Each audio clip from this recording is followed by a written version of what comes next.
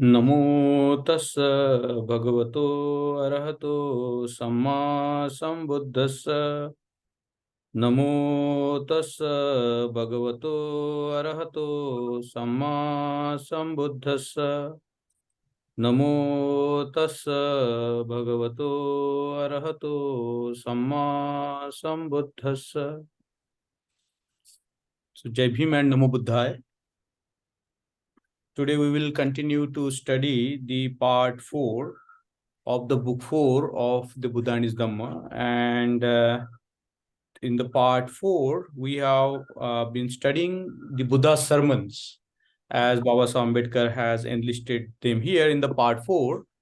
And we have so far studied section 1, which was on the sermons for householders, wherein we have studied 3 subsections, and then subsequently we studied the section 2, which was titled as Sermons on the Need for Maintaining Character. And there were about 7 subsections in the section 2, and we have studied them at length. The section 2, Sermons on the Need for Maintaining Character. And today we are going to advance further on to section 3, which is titled as Sermons on Righteousness. And there are about 5 subsections in this section 3. And what I'm going to do, I'm going to reflect on each of the 5 subsections and we'll try to present Baba Sahib's views on these 5 subsections. And as always, this is a very beautifully arranged teaching of the Buddha by Baba Sahib Ambedkar. They are very clear, very direct, and they communicate to us a lot. And as we have seen in the previous classes, that the theme of righteousness, or the theme of ethics, or the theme of being good has always been a very important theme for Baba Sahib Ambedkar. And we have seen that this theme of righteousness, the theme of being ethical, the theme of being following the precepts, the theme of being good to others, has been a recurring theme in the Buddha and His Dhamma and in the writings and speeches of Baba Sahib Ambedkar. So this section where Baba Sahib Ambedkar has titled it as Sermons on Righteousness with 5 subsections is very important teaching that we can see. And in a minute, we are going to look at how important they are for us to know and practice the Buddha's Dhamma. So, for example, in a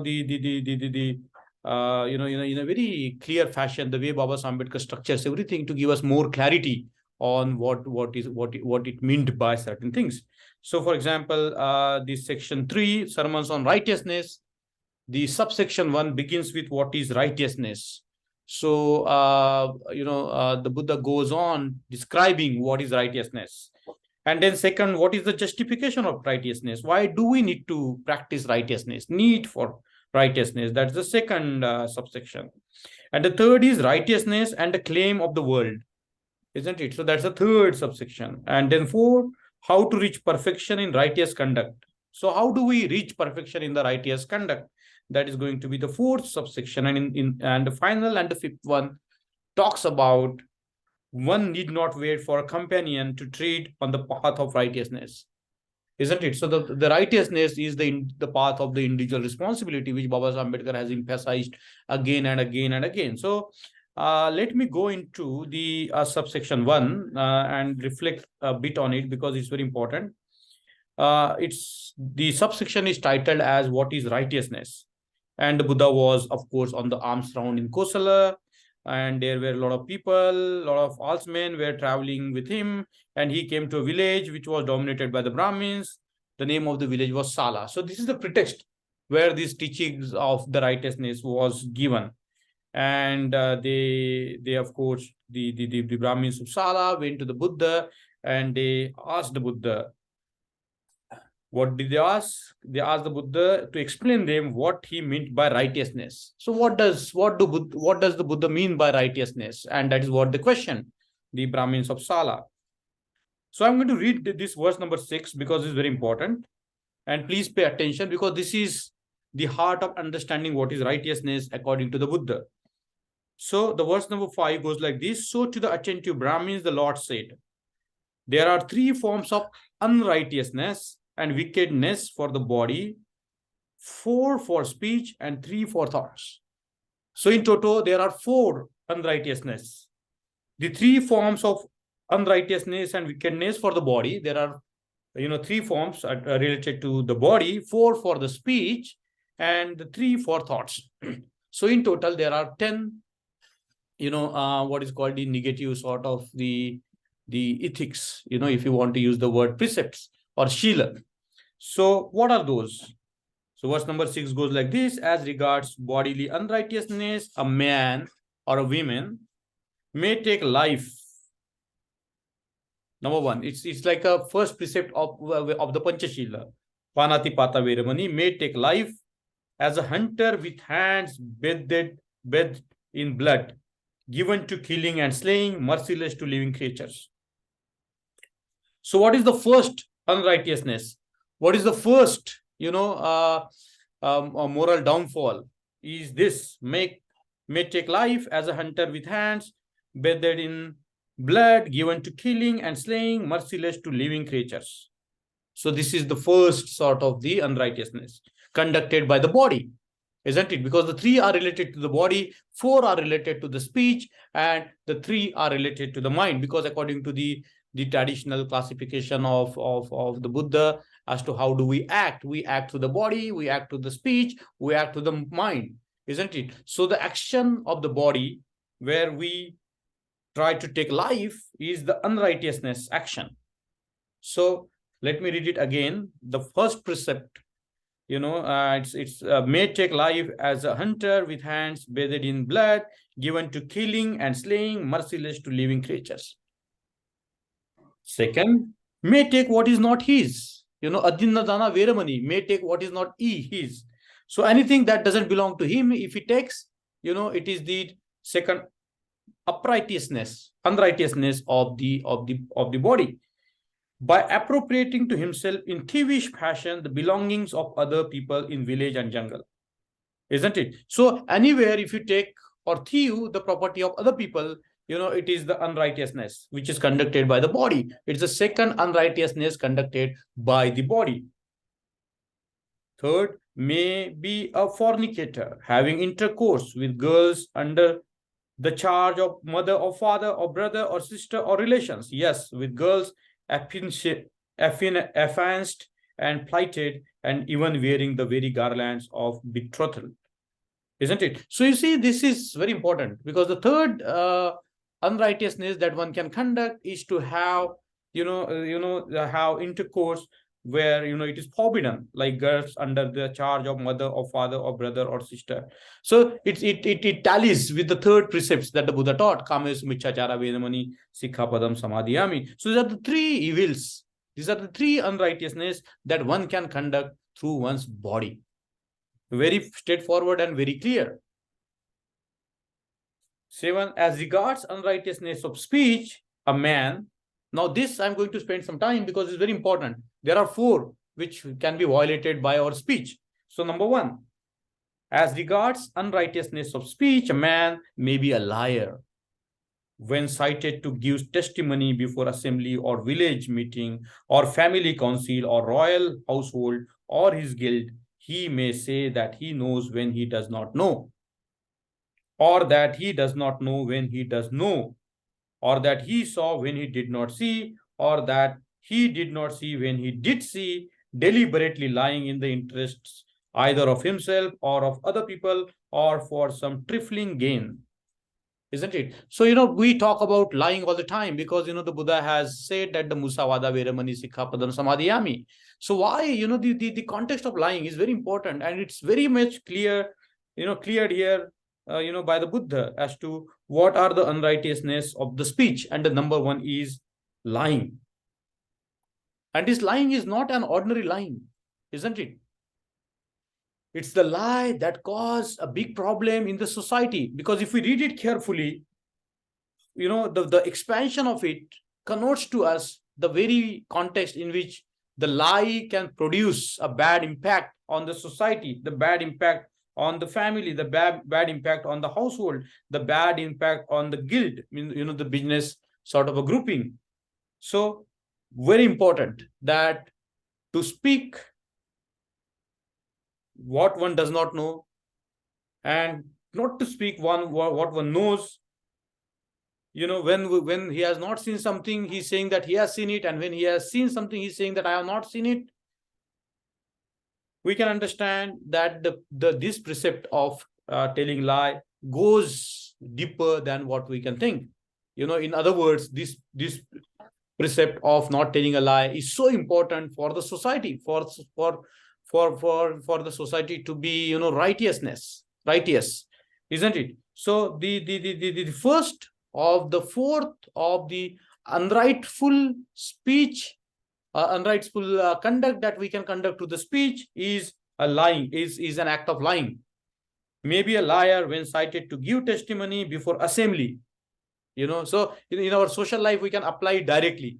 So whenever we have a social assembly or village meeting or family council or royal household or his guild, he may say that he knows when he does not know, or that he does not know when he does know, or that he saw when he did not see, or that he did not see when he did see, deliberately.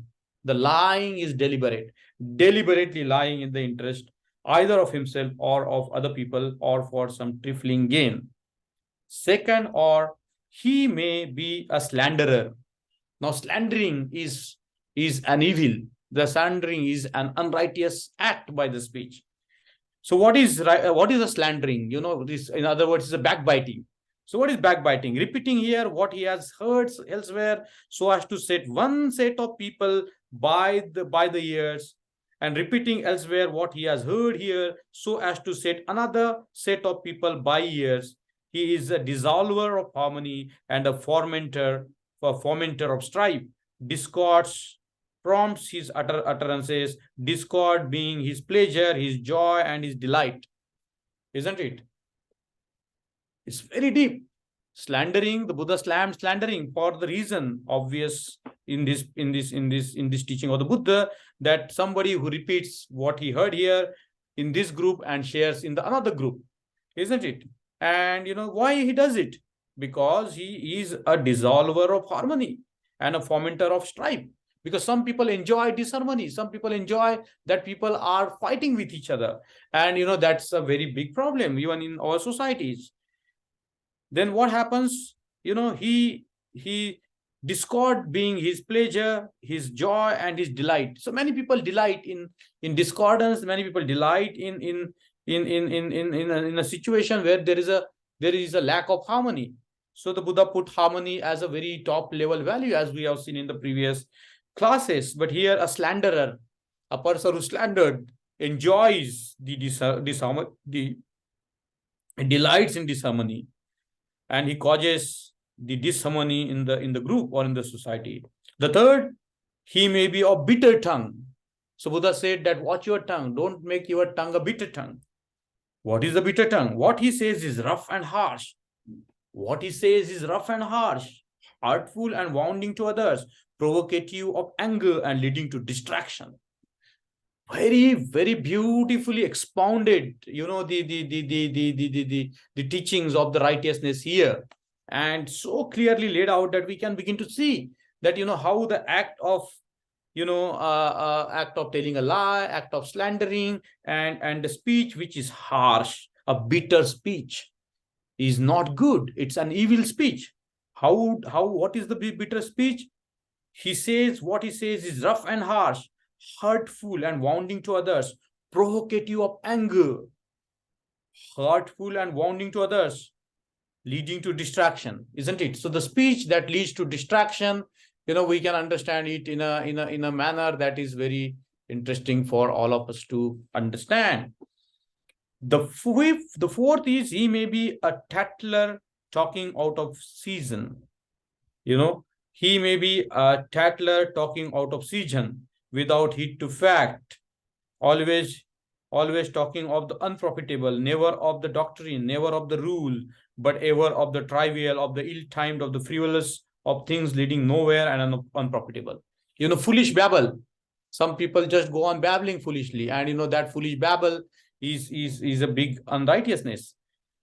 My hunch is that here the word is not season, it's a reason.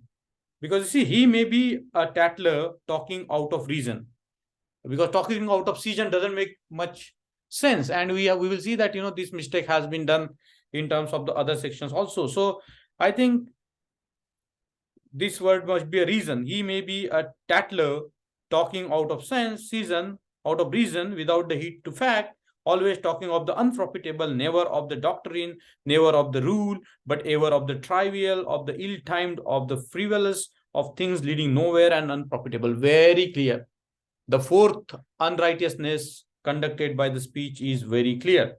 Now let's concentrate on mind. What are the three faults that we conduct through our minds? 8. As regards unrighteousness of thought, a man may be covetous, greedy, full of avarice, coveting other people's gear with the earning that it were all his own. Or he may be malevolent and wicked of heart, wishing that creatures around him might be killed, destroyed, annihilated, and cease to be. Hatred. So the first is the lust, second is the hatred, and the fourth is he may be wrong in outlook and erroneous in his conceptions, holding that there are no such things as alms or sacrifice or oblations, that there is no such thing as the fruit and the harvest of deeds good and bad, that there is no such thing as this world or any other, that there are no such things as either parents or relations elsewhere, that there are no such things in the world as recluse and Brahmins, who, having trodden the right path and walked right, have of and by themselves comprehended and realized this and other worlds and made it all known to others too. You see, this is very important because here the Buddha is talking about the four unrighteousness that one can do to the mind. They are the traditional three poisons of raga, dosa, and moha. Delusion is the topmost, hatred, and what is called the lust, or the hankering after the sensuality or the sensual pleasures. So you see, there are in total the 10 faults that, unrighteous things that we can conduct. The 3 through the body, 4 through the speech, and 3 with the mind. And that in total makes the 10 sort of unrighteousness that one can conduct. So you see how Baba Ambedkar goes on defining and clarifying for us what is the unrighteousness. So now, having talked about the unrighteousness, Baba Ambedkar puts the Buddha's teachings here on the righteousness. And I'm going to read through them, and I'm going to go slowly over explaining what are those. So contrary-wise, there are 3 forms of righteousness and goodness for the body, 4 for speech, and 3 for thoughts. Very clear, isn't it? What are the 3 for the body? As regards bodily righteousness, a man, number 1, puts from him all killing and abstains from killing anything. It's a positive side of it. The negative is not to kill. The positive, what is positive? Puts from him all killing and abstains from killing anything. Laying aside cudgel and sword, he lives a life of innocence and mercy, full of kindliness and compassion for everything that lives. How beautifully put by Baba Ambedkar here, by including this particular teaching of the Buddha. We should be reading it again and again, because this is so beautifully put here. As regards bodily righteousness, a man, 1, puts from him all killing and abstains from killing anything. He abstains from killing anything.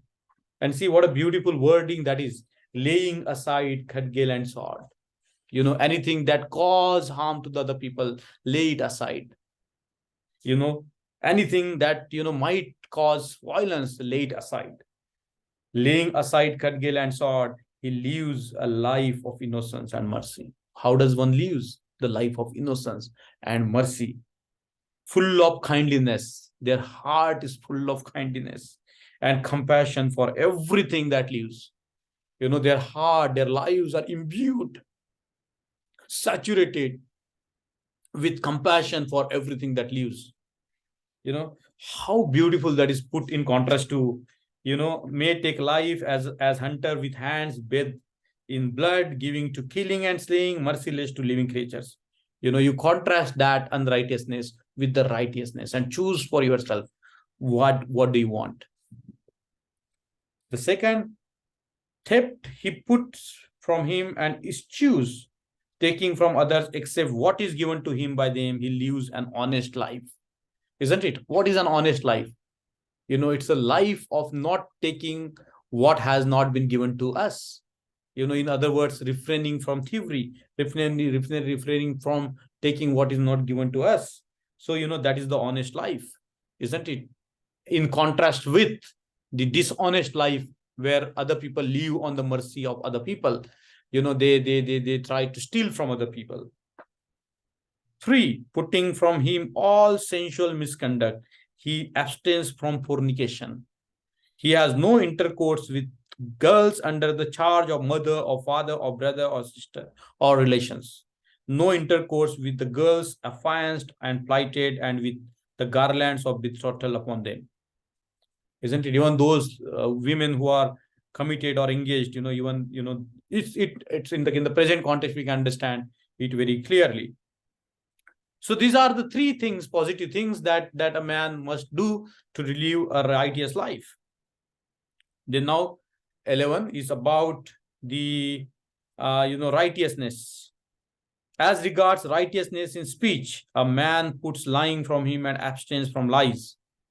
He abstains from lies and he puts aside lying. When cited to give testimony before assembly or village meeting or family council or royal household or his guild, he says that he does not know when he does not know. Okay.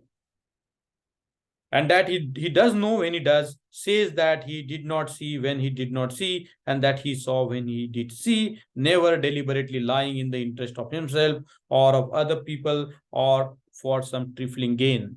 Beautifully put, isn't it? So whenever we are called upon to give witness, in social matters, in a group or in an organization, we do not give the false evidence. We do not give the false testimony. We only tell what we know. We do not tell what we don't know. About slandering, second, all slander he puts from him, and from slandering he abstains. What he hears here, he does not repeat elsewhere, so to set one set of people by the ears, nor does he repeat here what he hears elsewhere, so as to set another set of people by the ears. He is a promoter of harmony and a restorer of amity. You see, what do we want to become? Promoter of harmony or destructor of a harmony? What do we want to become? A restorer of amity or, somebody who always create disharmony or hatred in the community? So for concord is his pleasure, his joy, and his delight. Harmony, the concord, is his joy, his pleasure, and his delight. See how slandering leads to the problems in the society, disharmony in the society, and how not slandering can create harmony in the society. Then there is no bitterness in his tongue, and he abstains from bitter speech. What he says is without gall, pleasant, friendly, hearty, urban, agreeable, and welcome to all. See how this side of the thing, the positive side of the thing, the way the Buddha has described and the way Baba Ambedkar has put in the Buddha and His Dhamma in this particular subsection is so interesting and so beautifully, appealing to those who wants to live the life of righteousness.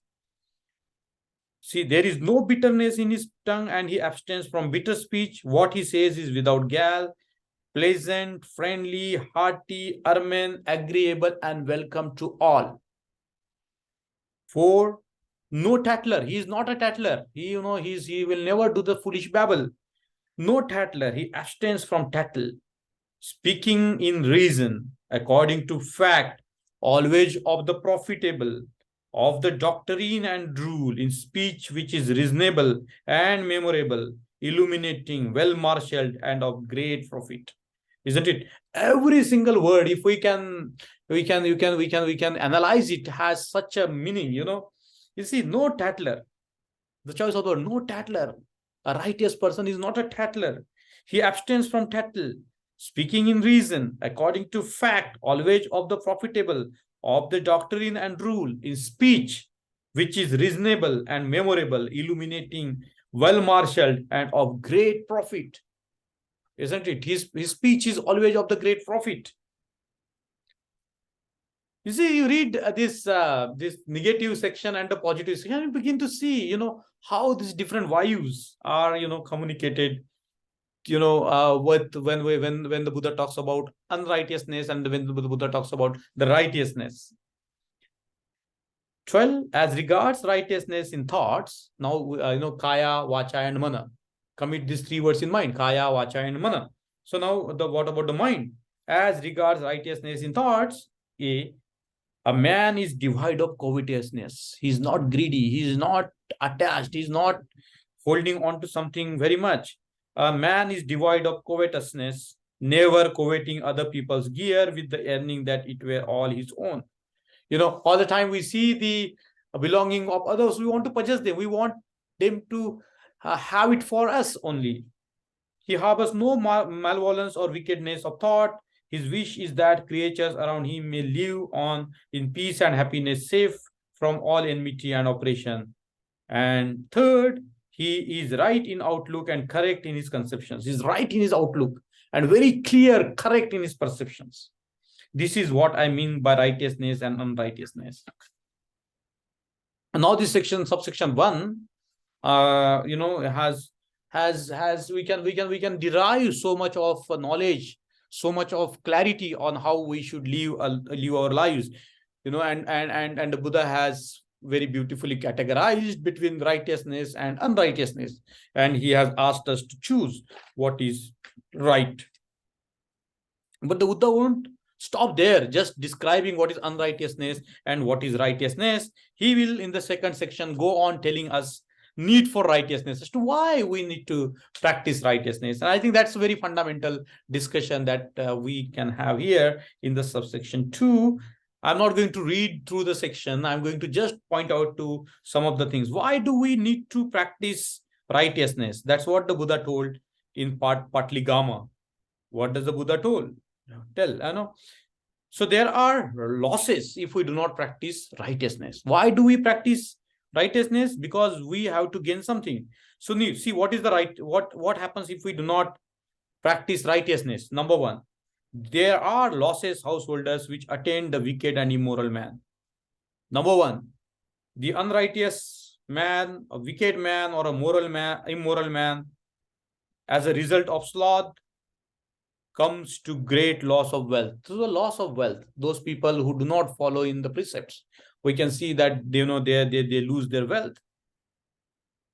The second thing, because of the evil reporting about them in the world, they are defamed. They are the bad people in the eyes of the world. Second loss. The third is whatever company he or she may enter, be it a company of the nobles or the Brahmins or the householders or a company of recluses, he enters shyly and confused in mind. He is not fearless. This is the third loss, isn't it? So the person who doesn't live the righteous life, they are full of fear. They don't want to, they are shy, they are confused in their minds, and they are afraid to enter the assemblies. They are afraid to enter the company of the people. That is the third loss. And they are fearful, they cannot face the people. And the fourth loss is he has no peace of mind and is troubled in mind when he dies. This is the fourth loss. So there are these 4 losses if we do not practice the righteousness.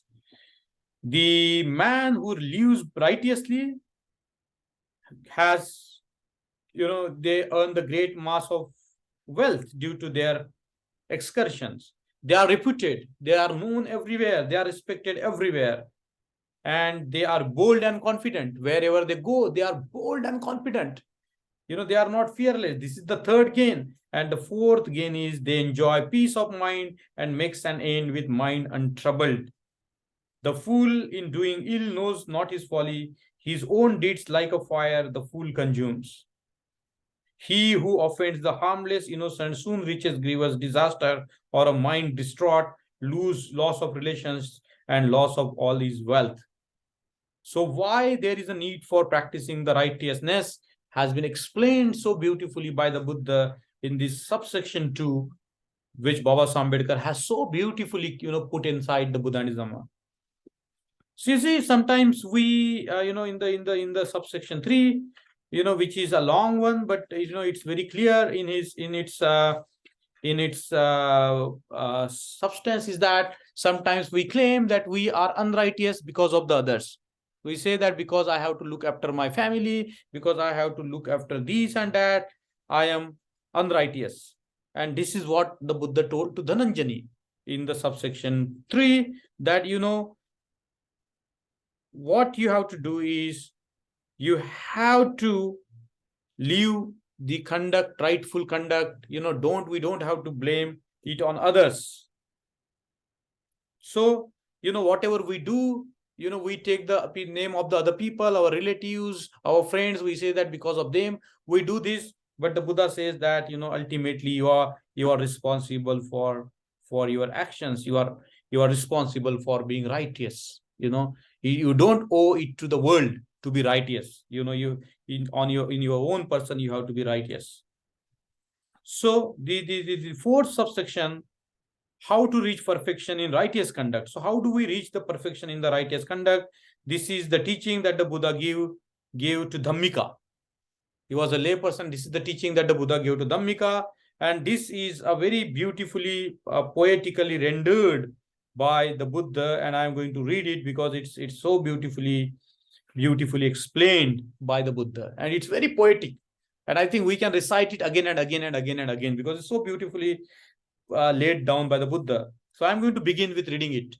And please play, give me your ear, as the Buddha says here. You see, in the verse number 6, the Buddha says, the blessed Lord in compassion for his lay followers said, give me your ear, listen to me carefully. I will explain the principles of righteous conduct. I will explain you the principles of righteous conduct. Hear and follow them. You see, it's like command, hear and follow them. Give your ears, listen them carefully, and hear and follow them. So that is what the Buddha is saying here. Now I'm going to read it. It's very beautifully rendered here. So let me read it like that. Slay not, nor doom to death, nor sanction slaughter. Do no violence to aught that lives, strong or weak. See, I'm going to repeat again. Slay not means kill not, nor doom to death. Don't put anybody to death, nor sanction slaughter. Do not even allow the slaughter or killing.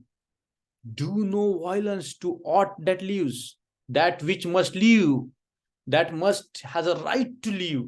Do no violence to aught that lives, strong or weak, whether they are strong or weak. Do no violence. No layman wittingly should thieve or order theft or sanction any theft. Take but what others give. See, beautiful. You see the way the teachings are traced, and they achieve certain depth and breadth. You see, no layman wittingly should thieve or order theft. Even ordering theft is not righteous, or sanction any theft. Take but what others give. And shun incontinence as it were a pit of fire, or failing continence. Debauch no wedded wife. You see, beautiful. So beautifully, the words are so beautifully translated here. And shun incontinence as it were a pit of fire, or failing continence. Debauch no wedded wife. 10. In conclaves, courts, or talk, let him not lie, let him not prompt or sanction lies, let him renounce untruth. Layman, observe this law, shun drink, make no man drink, sanction no drinking, mark how drink to madness leads. Through drink fools sin, and egg lacks brethren unto sin. So flee this maddening vice, this folly, bliss of fools. Slay not, nor steal, nor lie. From strong drink keep away. Refrain from lechery.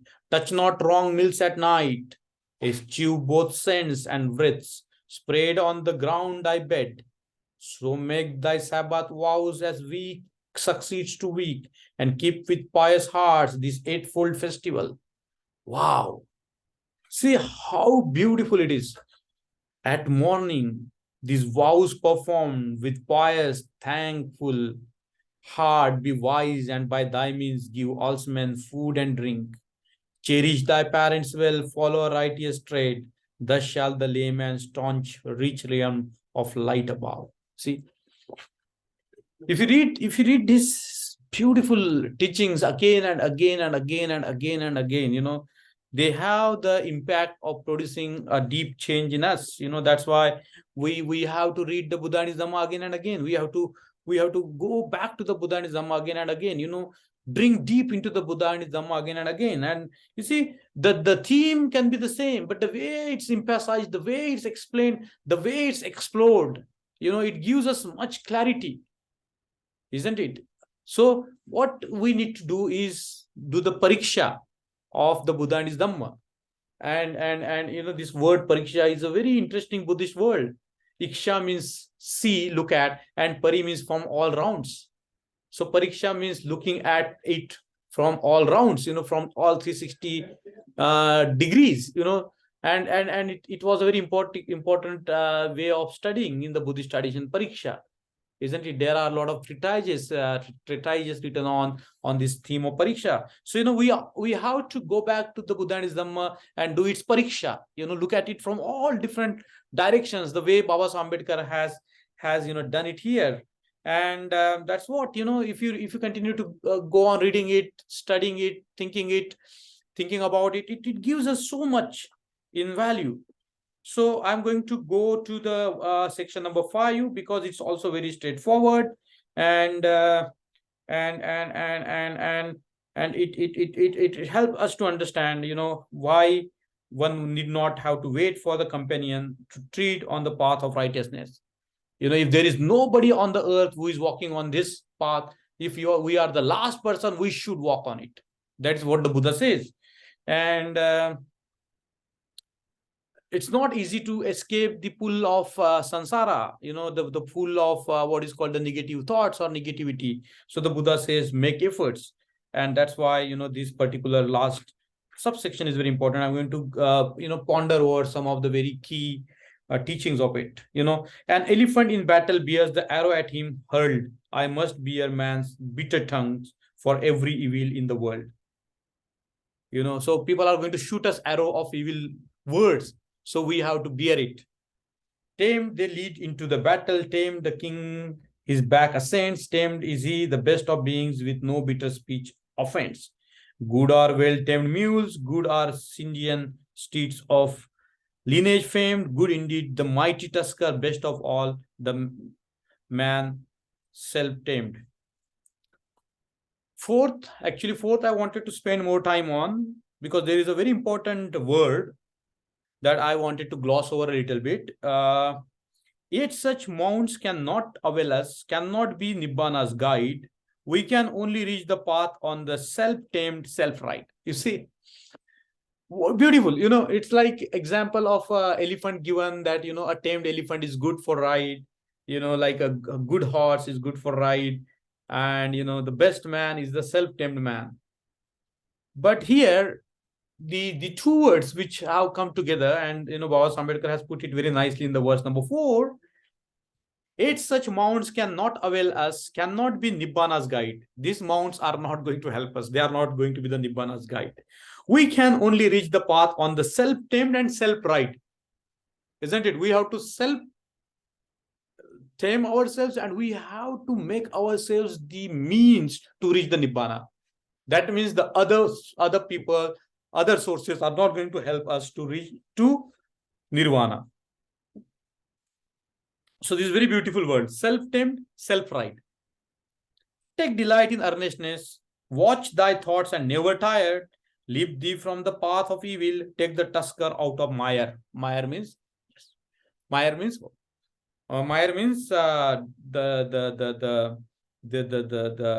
filth.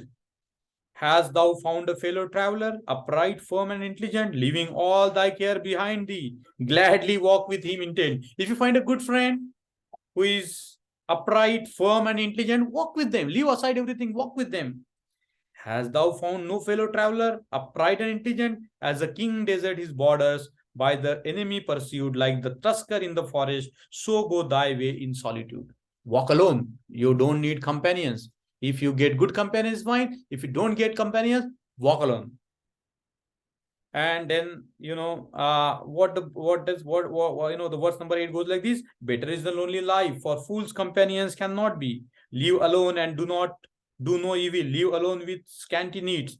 Lonely as the mighty tusker in the forest lonely feeds. Expunge all bad thoughts. Here is the way to expunge. So how do you expunge the bad thoughts? You are to expunge by resolving. Now resolution. Vows are so important in the scheme of Baba Sahib. The resolutions and vows are very important. Now see why. You are to expunge by resolving that though others may be harmful, you will be harmless. Other may be harmful, you will be harmless. Though others may kill, you will never kill.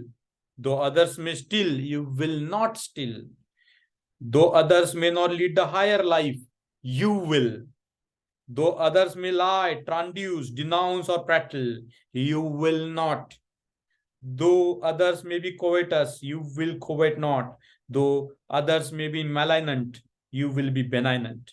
That though others may be given over to wrong views, wrong aims, wrong speech, wrong actions, wrong modes of livelihood, wrong efforts, wrong mindfulness, and wrong concentration, you must follow the noble eightfold path in right outlook, right aims, right speech, right actions, right mode of livelihood, right efforts, right mindfulness, and right concentration. That though others are wrong about the truth and wrong about deliverance, you will be right about truth and right about deliverance. Though that others may be possessed by sloth and torpor, you will be free yourself therefrom. Though others may be puffed up, you will be humble-minded.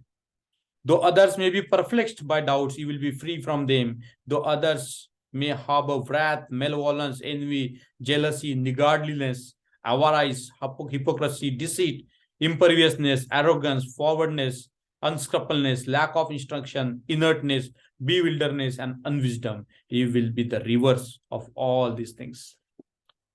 So you see, this reading this section 3 is very delightful reading, you know, and it's very common knowledge that we have to practice the righteousness. But what is righteousness? What is the need to practice righteousness? You know, how does one practice righteousness? And you know, how to reach perfection in righteousness? And finally, you know, the personal resolution to practice it, isn't it? Nobody is going to practice it for us. You know, self-tamed self-pride. The word is self-tamed self-pride, isn't it? We don't rely on others to be a good human being. We don't have to rely on any authority to be a good human being, because to be righteous has its own advantage. You know, it straight away leads to Nibbana, as Baba Ambedkar has beautifully put here in the Buddha and His Dhamma. And I would stop here today, and we will open up the class for discussion or any comments from anybody.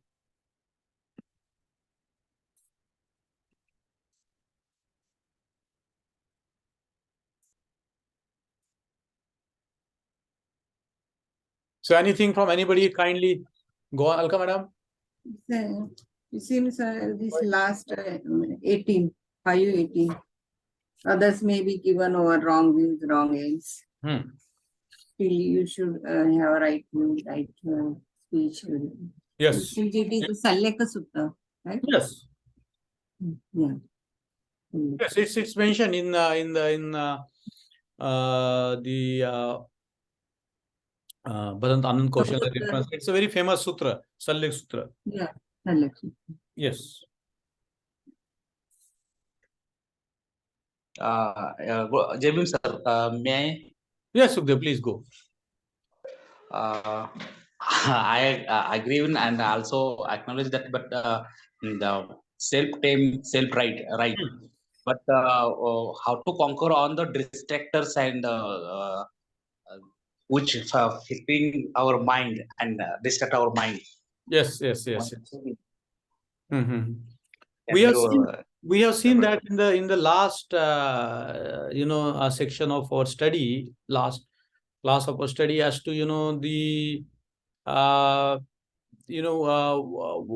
why the Buddha is, the enlightened person, because the Buddha has been working on his own minds to purify his mind, but that is not enough. The Buddha is also helping others to purify their minds, and that's why he is the Buddha, isn't it? So there are people, there are situations which are, trying to put us down, or try to distract us, or try to, make us not live a life of righteousness. And that is what the Buddha told to Dhananjani, because Dhananjani is blaming on others for not being upright. Yes. So the Buddha is saying that, they are not responsible for your being, righteous, or being upright, unrighteous. What Buddha is saying that, we have to take the responsibility. And that responsibility involves, just like Baba Sahib Ambedkar, he was the most righteous man one can see. And, he was a bold man. He was not fearful man. He went to any assembly without any blame, and he could see the opponent in his eyes, and he could tell them what is wrong with them, what is wrong with their psychologies, what is wrong with their culture, what is wrong in their minds. And that kind of the power that Baba Ambedkar had, we need to cultivate that kind of a power, isn't it, Sukhdev? So of course, there are situations, there are people, there are circumstances which try to pull us down. It's going to happen all the time. It's not going to be, an easy path. And the Buddhism, or the way of the Buddha, or the method of the Buddha, is not an easy method. It's the method that has to be practiced by the people who are powerful, who wants to live a life of a hero like Baba Ambedkar. You see what I'm saying, Sukhdev? Yes, definitely. Isn't it?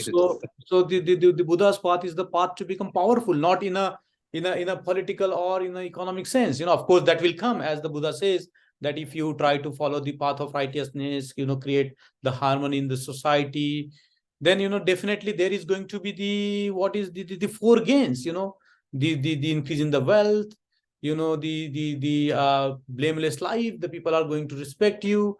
The people are going to, there will be what is called the all these four things that are going to be there, and there will be fearlessness, and there will be a peaceful mind. So if you have these four conditions, like the condition of having enough wealth, which comes from the practice of the righteous path, name and fame, even you have the fame in the world, that people respect you, regard you. Third is, the fearlessness. You are bold, and you are not afraid of anything. The fourth is, you have a mind which is not distracted, which is a peaceful mind. If you have these four things, then you can conquer the whole world with that. Of course, peacefully, with the power of the Dhamma. Yeah, Okay. definitely. Yes. Sir, another question comes in my mind, that Please. is it there any connection between the psychological impact and the righteousness? Because the one who witnessed the unrighteousness with a particular person being the illegal activity, or which is not accepted by the society. So that mind is already witness, and he also that have to face the consequences in later also. Yes. So is there any relationship in rightness? Sure. I'm sure there is, because this, if we do the unrighteous things, our mind is distracted, our mind is not at ease and peace, and our minds are confused. And when our minds are confused, our minds are distorted. And when our minds are distorted, it leads to psychological ill-being. So if we want psychological well-being, it's always a right path to practice the righteous way, isn't it? So, if you look at the mind of a criminal, that mind which is plotting the negative thoughts all the time, to kill, or to steal, or to, conduct the sexual misconduct, or to intoxicate the mind with the drinks, what is it going? What is going to happen with that mind? It's going to be mentally in the mental agony. It's going to be in the mental distraction. All these unwholesome actions and right conduct arise because of the greed, hatred, and ignorance. So mind is full of greed, hatred, and ignorance. Yes. Yeah.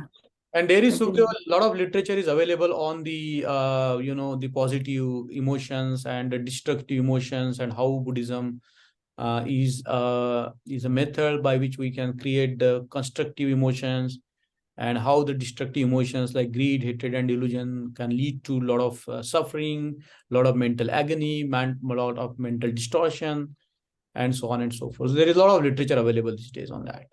Yes. I think this section 3 is given in detail the first sermon of the Buddha, the path of purity, path of righteousness, and path of virtue. It is given beautifully in detail. Very nicely. Good. Sir, Thank you, sir. Thank you, ma'am. visualize the thing. Umesh, Sir. Yes. So to visualize the thing, righteous or not righteous, we can take the help of a principle.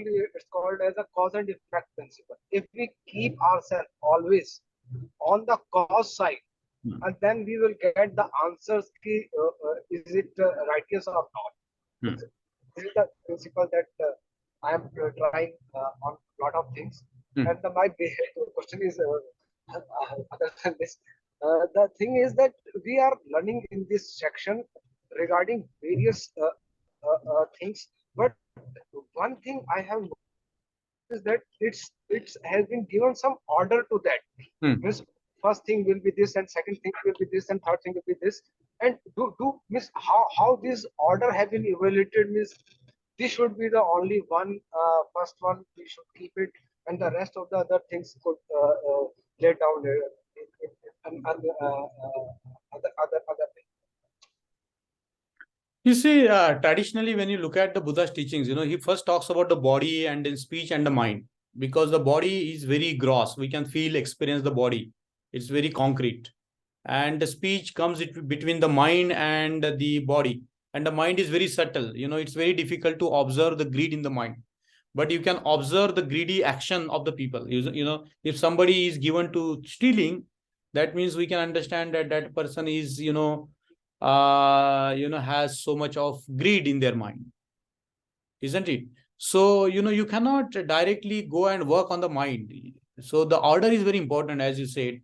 Of course, there are people who can work directly on their minds, but it's not true about more of us, because, we have to begin with where we can begin with. So abstain from killing, is very, the example given here is using the instruments to slay others or kill others. Isn't it very concrete?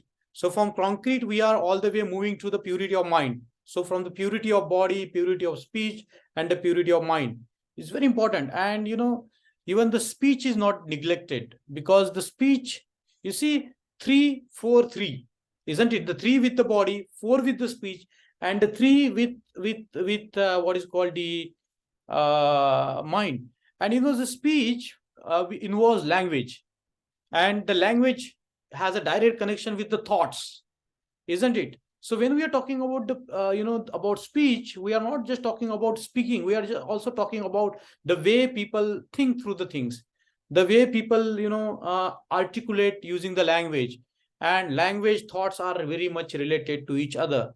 So you see, we cannot just separate body, speech, and mind from each other. To a degree, they are like the same things. From a grosser to more subtle, isn't it? So the order is very important, but also at the same time, we have to understand that, ultimately it's the mind that needs purification. It's the mind that needs to have the freedom. It's the mind that needs to experience the samadhi. It is the mind which should be free from all the views. It is the mind which should be free from all superstitious ideas. In other words, the outlook matters. In other words, how we understand the world matters.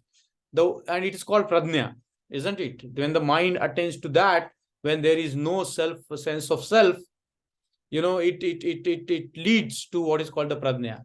And when we have pradnya, our actions are driven by that egolessness, by that being ourselves at the center of it. And it affects our body action, bodily action. It affects our actions by the speech, and it affects all the way through. So I think the order is important. Did you mean this kind of order or anything else, Umesh? Yeah, this kind, sir. And in the previous chapters also, that if who will be the wise man and who will be the noble man. In that also there is an order, and their traits and characteristics has been laid down in a sequential manner. Very good. And that struck my mind. Why we have to follow all these sequence only? It's simple like a computer programming. If you if you skip any sequence, then this program will not run. Right. It's like an algorithm. You're right, isn't it? Yeah. You begin with where we can begin directly. The body is the place where you can begin directly. Just as in the present scenario, there is one concept is going on. Infotech and biotech. This our body and information technology. Both are diverting us in other directions, and we have to keep align our algorithm according to this principle laid down in this Buddha and His Dhamma. Very nicely put. Very nicely put. Good. Person must have knowledge of the science discovered by the Buddha, like impermanence he must know. So if you know the theory of impermanence, so there is no attachment. There should be no attachment if you understand the impermanence. Right. Likewise, cause and effect theory, just now he was saying. Kammaniyam is there. So if you do good karma, then you will have good effects of it, like and vice versa. So if we know the theories discovered by the Buddha, then we can go in detail and see the effect, reason behind happening, effect, cause. And a person should have some intelligence to understand what he is doing, whether it is right or wrong. Pradnya. So anybody else? Jai Bhim, sir. Prashant, is it? Yes, Prashant, please. Sir, if we consider the first precept, Panati Pata Veramani Sikha Padam Samadhiyami, translates to I undertake the precept to killing of living beings. Now, people who follow vegetarian diet, they always argue that eating non-vegetarian diet is against this particular precept. But by that logic, if we see, when we breathe the air, that time also we inhale a lot of microorganisms. So that will also come under this killing of living beings. When we walk on the floor, that time also we may be unknowingly killing microorganisms. That will also be against that. And if we consider the history of mankind, the early man, basically Arthipithecus ramidus, that was 5 million years ago. So they were scavengers, and the brain got developed because of the protein of by eating the non-veg food only. So what is your take on this, sir? Basically, my take is very simple. We are not much concerned with the dietary habits of the people. The different people, different cultures have different dietary habits, isn't it? Some of the cultures are vegetarians, some of them non-vegetarians. So it's not a matter of rule that to practice this or practice that. If you do not feel like eating meat, don't eat. If your conditioning, your cultural conditioning is like that, if your bodily conditioning is like that, then you eat meat, whatever it is. So we don't make too much about the food that people eat, isn't it? So these are the dietary habits of different people, and I think this should not be much of a concern as to what people eat, and justifying this end with that end. This is being good and that is being bad. vegetarianism, non-vegetarianism. I think these are not the most important issues as far as, the human development is concerned. It depends on what, from where do you come from, what kind of attitude you have. So I think we should be on a guard to indulge into these debates of the polarizing nature when people try to place one food or another, and so I think we can look at it from many different angles, from nutrition point of view, from dietary habits. So we won't justify this or that. I would say that we better leave the dietary habits of the people aside, isn't it? We don't worry too much about it. Agreed, sir, agreed. If body couldn't digest non-veg, we wouldn't be able to eat it since early ages. So body can digest it, that means we can eat it. Yeah. So we won't take side in this matter. Let this is not of our concern what people eat.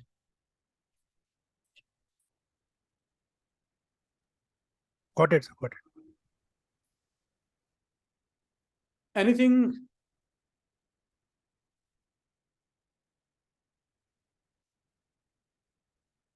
If not, then we have reached to the end of a class today, and it was a pretty long class because there was so much. But you see, unless we clear or cover all these sections in one class, we don't begin to see the kind of the interlinkages between the subsections and get a complete picture of what is meant by that subsection, by that section which Baba Ambedkar has put it. So I urge you again to go back to your reading of the Buddha and His Dhamma. Read it, understand it, try to make sense of it, and try to communicate it with others. So with this, we will stop today and see you in the next class. Jai Bhim, Namo Buddhaya. Jai Bhim. Thank you. Jai Bhim, sir.